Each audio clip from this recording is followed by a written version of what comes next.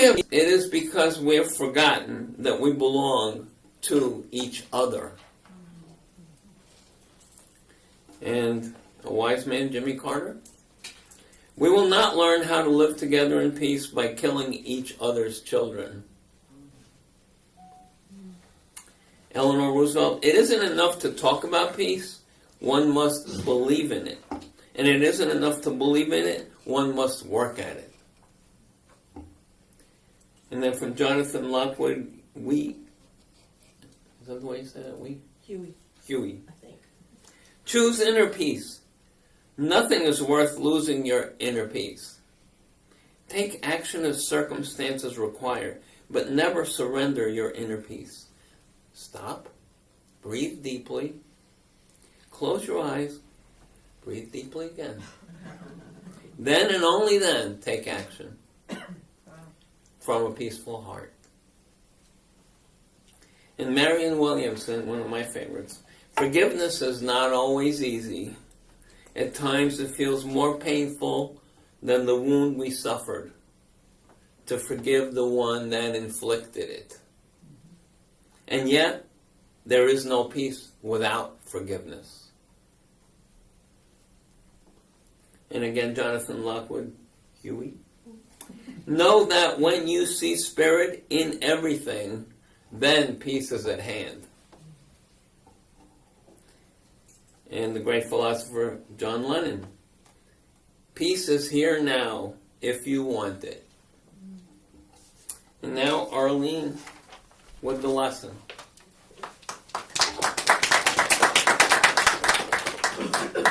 Thank you, Dimitri. Well, I feel like I don't have to say anything after those quotes, right? So, good morning. We'll start there. Some time ago in my life, I think it was in my 30s, I was at some kind of a transformational weekend. And we were asked what we want from that weekend. What is it that we want? And as soon as she said that was a rather large group, I instantly knew, popped right in the head. I want peace of mind. Mm-hmm. That's what I wanted. And of course, I went around a lot of times asking people about peace, and how do you get it and things like that. The most recent thing I've done that helped me with peace was I took Jackie Woodside's Curriculum for Conscious Living.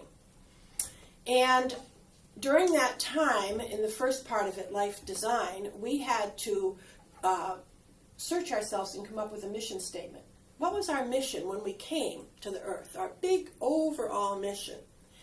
And one of the things that she helped us, because people were having a hard time doing that. I wasn't the only person that was having a difficult time figuring, what is my mission, my big overall mission. And so she took us through this exercise, and we had to go back, and we got really relaxed. We had to go back to a time when we were children, maybe 5, 7, 8, around there, and think about what we wanted to do in life at that time. And she said that we knew, even earlier than that. So whatever time you needed to go back in this exercise. And while she was taking us through all of this, I did recall so many things that I hadn't really thought about in years. Of course, when I was 7, that would have been 1951. No math, please. And in those years, any of you who grew up at that period of time, was the Cold War. And so besides fire drills, we had bomb drills because the nuclear weapons and everything. And so sometimes we would just get under our desk if the bomb was coming. But most of the time we were marched downstairs to the basement of John Bigsby School, Schenectady, New York. And we would have to line up and cover our heads up and kneel down and cover our heads up. And then the teachers would walk around and give us instructions. Well, part of the instructions was that when the bomb exploded, this is what they're telling 7-year-olds, right? When the bomb exploded, there'd be this great big white light. And you shouldn't look at the light or you would get blinded. Well, right then and there, I knew I was doomed. Because I would look at the light. I knew I would look at the light. I mean, after all, looking back, I had just come from the light a short time ago. So why wouldn't I want to look at the light? And so I was convinced that if the bombs ever did fall, I would be blind for the rest of my life, because I would not be able to not look at the light. I had nightmares about all that for years, really years. You know, I would see in my dreams like these big military boots and so on walking around, and I would wake up and I'd say, well, maybe I should just pretend to be dead, and then they wouldn't bother me. I mean, just a really anxiety, you know. But I think this and other experiences that I had as a child, the other thing my mother used to do, which she thought was a really good idea, was she wanted us to learn about animals, so she'd sit us down in front of the TV, and they had all these animal shows there, you know. But the animal shows showed animals killing each other and eating them. You know, so by that time I was absolutely convinced that I had come to this terrible foreign place. I couldn't possibly imagine why I would ever be here, and I wanted to go home. I knew this wasn't my home. I've always said, this is not my home. I'm just here in the meantime. So with that, I understood, you know, and I wrote my mission statement in that class based on peace. And then I began to think about all the things that I had done in my life, and that peace was the common theme. Up until that time, I had always been in like service jobs, so I thought that service was my mission. But I realized that underneath that was peace. And so that was just a wonderful time in my life taking that course from her. Many of you know Jackie. She's done a lot of things here, and it was just great for me. So our first quote is, if we have no peace, it is because we have forgotten that we belong to each other. And of course, we in Unity know that in fact, there is no other. There's no one out there. There's no peace out there that we can get. And when we make ourselves or someone else other, we can do anything to them then. We can talk to them about bombs, you know. We can enslave them. We can do so many things to others. We can set all kinds of rules and regulations and boxes for people to live in because they're other. They're not us. Oh, that's not me over there. And so it's important that we remember always that we're not separate from each other. Many of you know that I had a holistic center for many years, and I did a lot of massage during that time. And one time this client came in, and I happened to be available for her at that time. And as she loved the treatment and started coming every week, she would come in, and we had a waiting room there and a reception person, and she'd sit down. And when she sat down, she would just spill all of this stuff, whatever she was upset about. And mostly it was politics, or, you know, her landlord, or this person or that person, and everything. And so after she had left one time, someone said to me, you know, it must be really difficult to massage her. Does she talk like that through the whole thing? I said, well, yeah, she does, but, you know, I'm working on it, you know. And so I said, I'm trying to find common ground, because I felt that a long time ago, actually my partner Joan had taught me about common ground, because Joan could talk to anyone. Mm-hmm. She would. Joan was Jen's niece, so she knew that she could talk to anybody about anything. Like when we'd stop to go in a store, she'd go in. I say, "Oh, I'll sit in the car, Joan." You know, and she'd go in the store because I'm an introvert and she was an extrovert. So she'd go in the store and she'd come out. She'd be in there 10 minutes. She'd know the person's name. If they had a pet, was there anything wrong with the pet? Did it need Reiki? You know, where they lived. I mean, she'd know all this information. She'd be in there 10 minutes. I mean, she just had this knack of finding common ground. And she was really the person who taught me about common ground. So I was telling this person, I have to find common ground. So every week this woman would come in, and every week she would just, and I would be looking, you know. Before the massage, I would intend, today I'm going to hear the common ground. So finally, one day, I heard it. And I found out that she and her husband went to Boston every week for meetings and for all kinds of workshops put on by the Theosophical Society.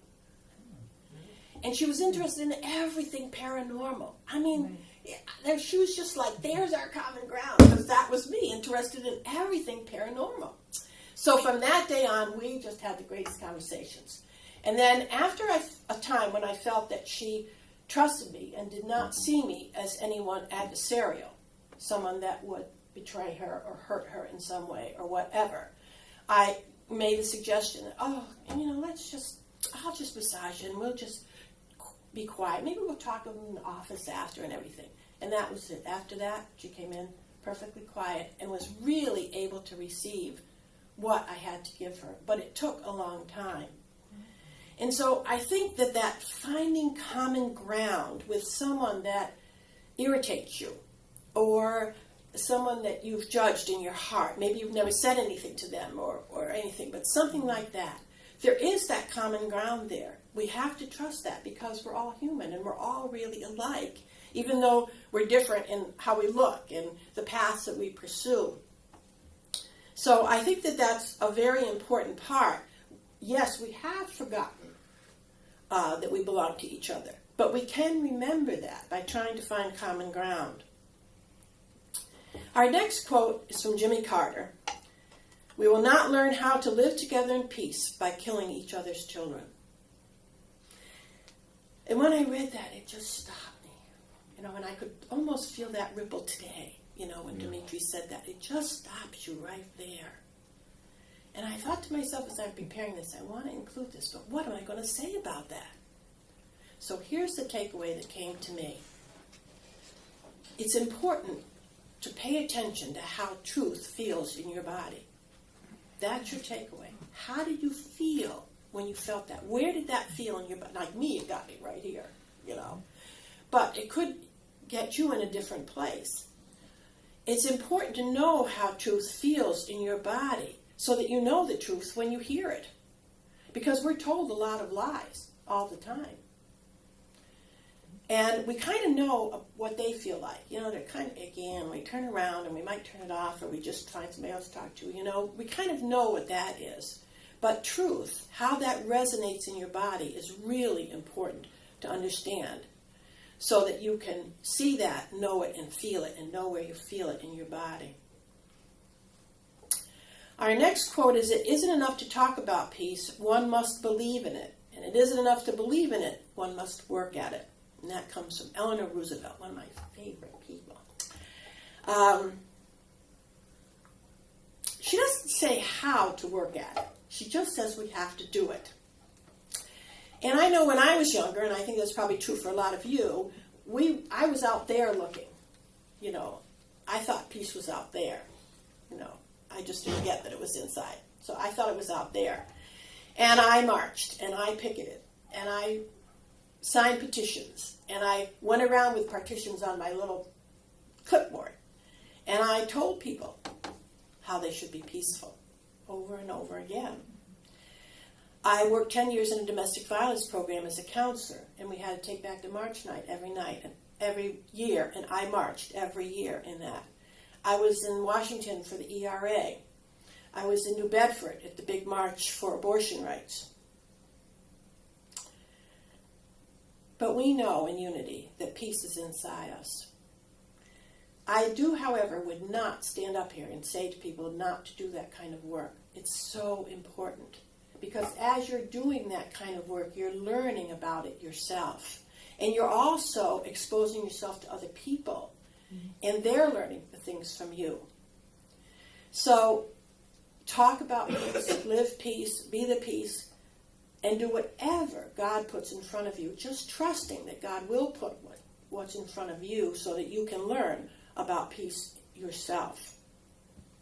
The next quote is from Jonathan Lockwood Huey, and this is the long one about choosing inner peace. Nothing is worth losing your inner peace, which I agree with, but somehow I'm right there and I've lost it. Do you know what I mean? I don't even know how I got there. And he says, take action as circumstances require. Again, take action, whatever your action is, whatever shows up for you, but never surrender your inner peace. And so he makes a suggestion that we stop and breathe deeply, close our eyes and breathe again, and then and only then take our action from a peaceful heart, which for me most of the time is speaking at all. So this is really a great suggestion, and I think those of you who are in yoga know that in yoga the breath is very important, and that following your breath helps you and lead you to a peaceful heart. The next one is from Marianne Williamson. Forgiveness is not always easy. At times it feels more painful than the wound we suffered to forgive the one that inflicted it. And yet there is no peace without forgiveness. So that's probably the whole series. But I couldn't get up here and talk about peace without talking about you having an exploration of forgiveness in your life. And this was a very long process for me, and still is. I think I work on this one every day.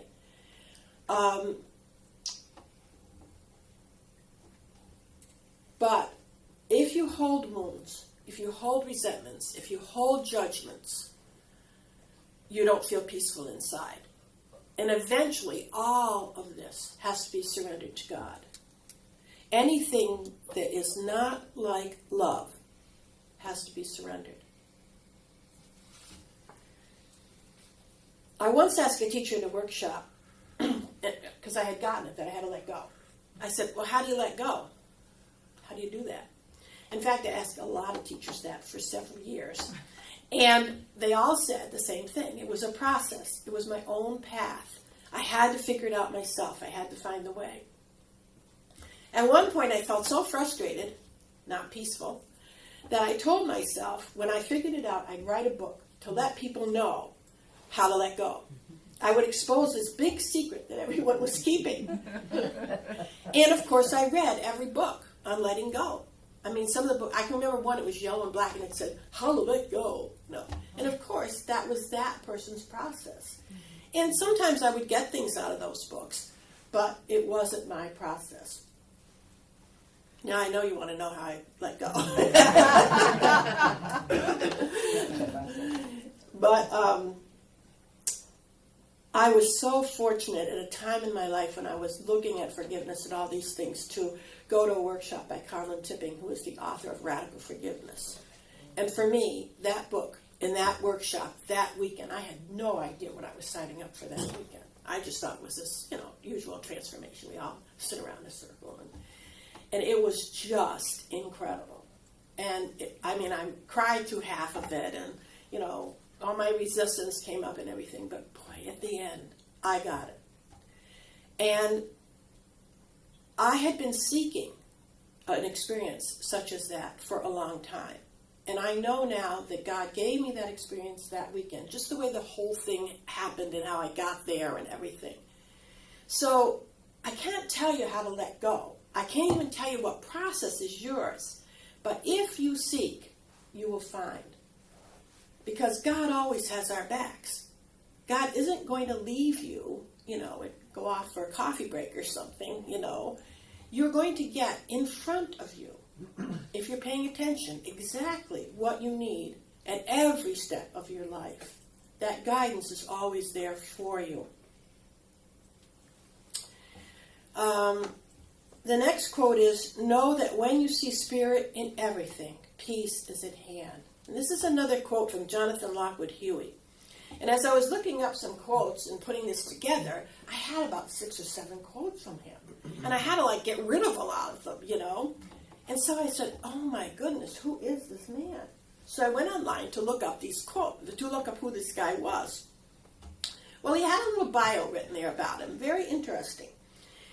He described himself as reaching 50, having had 2 or it might even been 3 marriages. He had 5 children. He was 50 years old, and he had no idea who he was. No idea. He made a lot of money, and he'd been out there in some job. I don't even remember what it was now, but he had no idea who he was.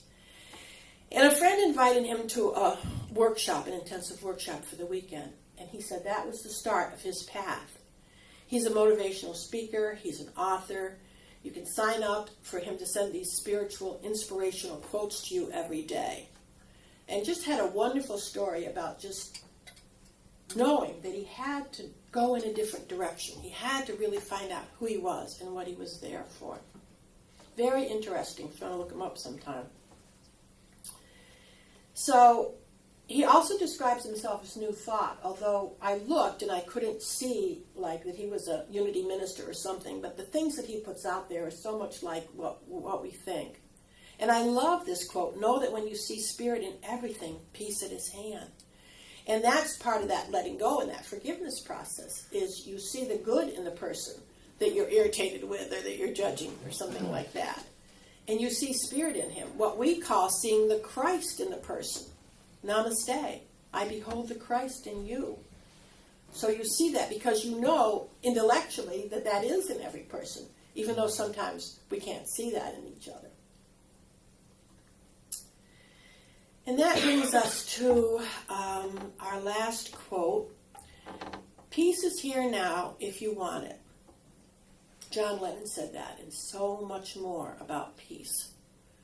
He was a modern day prophet and a martyr. The first time I ever saw that, I was still kind of in my thing of knowing it was in me intellectually, not being able to necessarily find it, and still kind of looking out there. Like I had to somehow get it. I still hadn't realized that it was already in me, that it was already given to me, and it was there. Like our 12 powers that we talk about in unity. These gifts from God that are already within us, that we have to kind of dig down and cultivate them and bring them forth. Activate them. That one was another one that I just felt right here. Peace is here now if you want it. It isn't anything that we have to form all these groups and get together and do all this stuff. It's already here. We just have to realize and say that that's what we want. That to me is such a powerful statement. So it isn't that we all have to come together or anything like that and think the same things or whatever. We just have to look inside ourselves. So if every person did that, and every person realized the peace was inside and what they wanted, then we would have peace on earth. In fact, I don't think it's going to happen, really, by all of us thinking alike. Because you know that's not going to happen. You can't even do that in your family. With your spouse. You can't even do that here, So that's not going to work. But sometimes that's what you hear. Well, we just all have to, be together and think alike and everything. And sometimes that's what we want. We want other people to think just like we do. And it just isn't going to happen because everyone has a whole set of experiences. Say nothing about past lives and other dimensions. I mean, think about all that, to bring all that together, it's not going to happen that way. It's going to happen, as John Lennon says, by realizing that it's already here. And that it's our job, really, to be that peace, to show that peace. So one of the ways that I started to do that after that was to kind of go inside and see the places where I wasn't peaceful. To just make a practice of looking in and seeing what I wasn't peaceful about. And of course, what that usually brings up is a lot of resistance. But you can give that resistance to God too. And ask, what do I need to move through this? And God will put something in front of you. A book, a person, something that will help you move through that part of it. God only knows peace. God doesn't know anything about when we're not peaceful. God is love. God only knows love.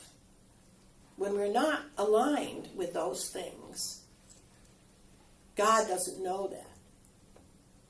God only is peace. God only is love.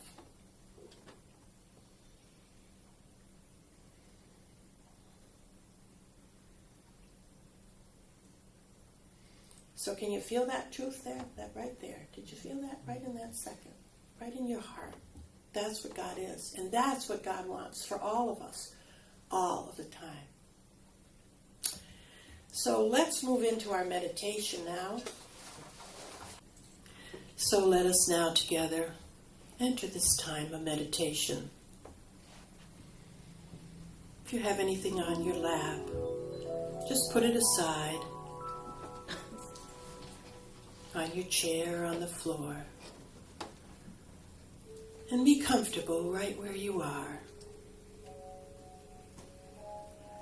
Just settle in. Feel yourself fully supported by your chair. And know that this is the substance of God supporting you in every minute of your life. And breathe.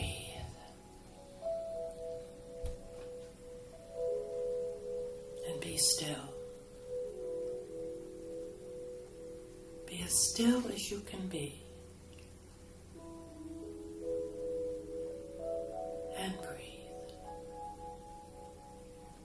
And as you begin to relax and let go, you'll notice that you become even more still, sinking now into that stillness, welcoming the quiet.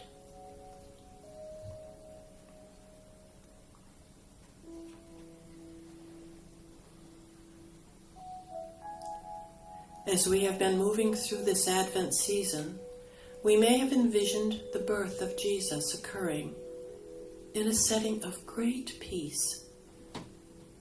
The manger, sweet animals, gentle shepherds. From this auspicious beginning, Jesus grew to become the Prince of Peace, our way shower, for living a life of peace, love, and compassion.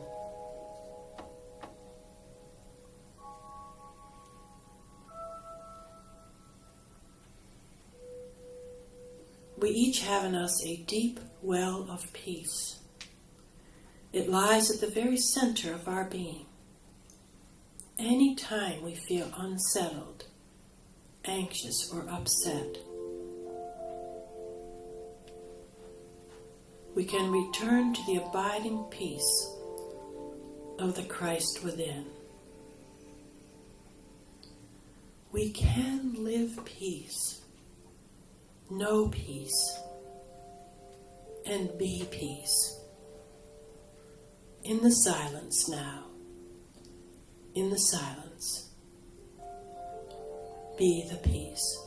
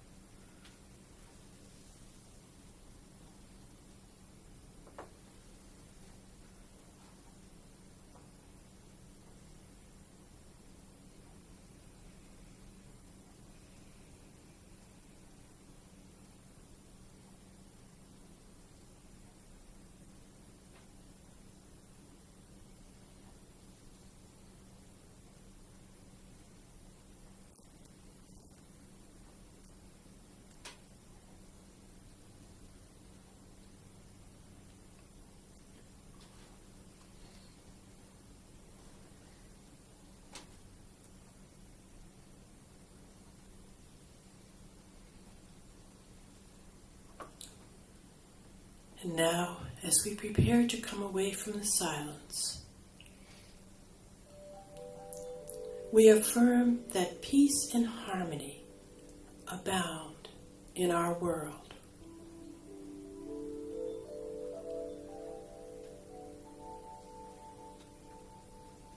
And as you leave the silence, take your time. Feel your feet flat on the floor. And feel yourself sitting on the chair. And ever so gently and slowly, come back. Opening your eyes, awake, present, and peaceful.